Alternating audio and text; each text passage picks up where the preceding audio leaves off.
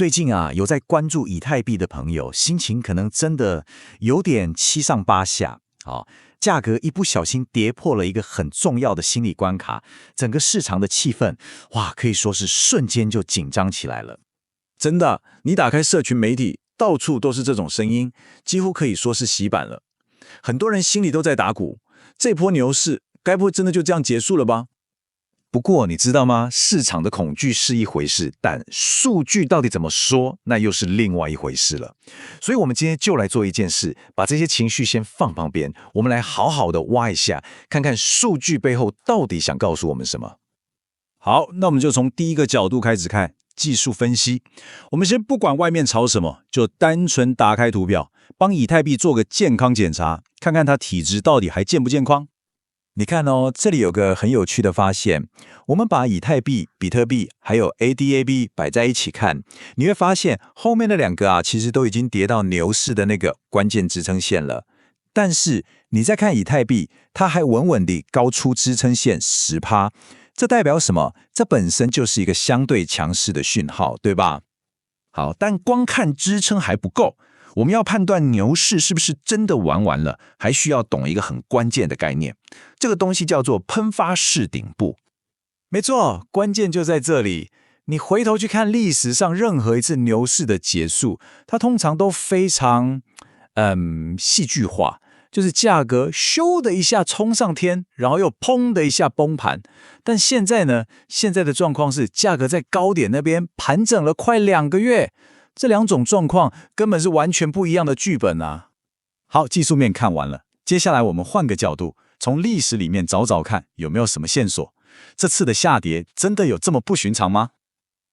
你看这张表，这真的不是乱说的。你把过去几年的数据拉出来看，会发现一个很妙的规律，就是每年差不多9月底到10月初这段时间，以太币好像都会来一次回档修正。那你看今年的跌幅17%，跟过去比起来，完全就在那个正常的，甚至可以说是又来了的预期范围里面嘛。老实说啦，在一个真正健康的牛市里面，跌个25%到35%根本不算什么大事，甚至可以说是家常便饭。因为这种修正刚好可以把那些想赚快钱的短线投机客给洗出去，让整个市场的根基更稳。所以我们现在看到的这不到20% 的跌幅，说真的，比较像是市场在深呼吸，而不是心脏病发作要休克了。好，接下来这个第三个角度，我自己是觉得最精彩的。我们要暂时把价格图表放一边，直接钻到区块链的底层，去看那个最原始的数据，也就是大家常说的链上数据。我们来看看那些所谓的聪明钱，那些大户，他们到底在干嘛？9年，对，你真的没听错，现在放在交易所里面，可以让你随时买卖的以太币数量是9年以来的最低点。这说明什么？这就代表市面上流通的现货是越来越少了。这张图就更清楚了，你看，市面上所有的以太币里面，只有少少的14% 是放在交易所准备要被交易的。那剩下那一大块86% 跑去哪里了？答案是，他们大部分都被那些长期看好的人锁在自己的冷钱包里了，他们根本就没有打算要卖。所以你看，把这些线索全部串起来，我们就得到了一幅非常清楚的画面。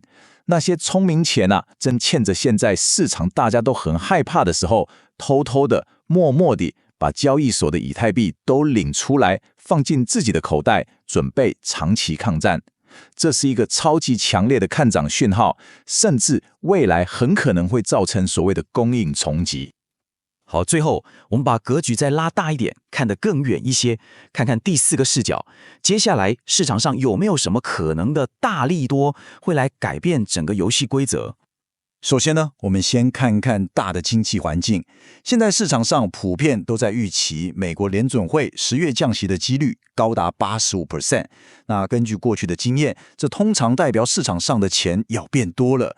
钱一多，像加密货币这种风险性资产，通常就会跟着水涨船高。不止这样哦，产业内部也发生了一件大事。有南韩版 Google 之称的网络巨头 Naver， 他们正在收购南韩最大的加密货币交易所 Upbit。这一件事到底有多大？我打个比方，你就懂了。这就好像你今天一早醒来，看到头条新闻写着 Google 宣布收购 Coinbase， 对，就是这种等级的震撼弹。这背后代表的意义非常深远，它告诉我们，主流世界正在用前所未有的速度在拥抱加密货币。好了，我们把刚刚聊的这4个角度的证据全部拼在一起，你会得到一个非常非常清楚的结论，就是现在市场上那种很恐慌的气氛，跟数据告诉我们的真实状况，两者之间根本是脱节的。所以，我们来快速总结一下今天找到的4个可以让我们重新思考这波恐慌的理由。第一，技术面来看，它其实还很强。第二，从历史来看，这种修正很正常啦。第三，链上数据告诉我们，大户都在买，超级乐观。最后第4点，未来还有好几个潜在的大利多在排队。所以这就带出我们最后想留给大家的一个问题：当整个市场都很吵，充满了各种恐惧的声音的时候，你应该选择听从那些情绪化的呐喊，还是选择冷静下来，跟着数据走呢？